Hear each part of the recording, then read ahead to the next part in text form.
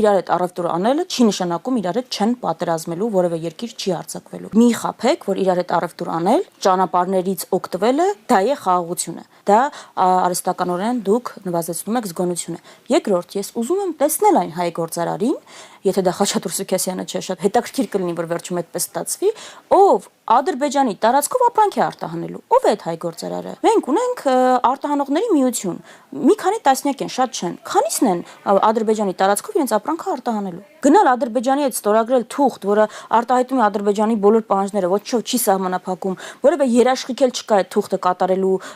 մասին, ու գալ հայտարարել, որ բերել եք դարի խաղաղությունը, ու արդեն որպես կայացած փաստ։ Մասա խաբեություն է, թե չէ։ Մի գնացեք Ադրբեջանի բոլոր պահանջները արտահայտող փաստաթուղթ ձեռք բերեք, եկեք ասեք, որ դրանով մեզ խաղաղություն եք բերել։ Ստում եք դուք դա, երբ ասում եք։ Մի ասեք, եթե Ադրբեջանի տարածքով ղազախական ցորեն է եկել կամ ռուսական ցորեն է եկել, դա խաղաղություն է։ Մի խաբեք այս ժողովրդին, շահարկելով իր ամենացանկալի, այո, բոլորս ուզում ենք խաղաղություն։ Այդ նվիրական երազանքը, ցանկությունը մի մանրադրամ սարքեք ու շահարկեք, որովհետև դուք ամենաշատն եք այո խոսել խաղաղությունից, բայց ամենաշատ թվով պատերազմներն եք բերել ձեր կառավարման տարիներին եւ ամենամեծ թվով զոհերը։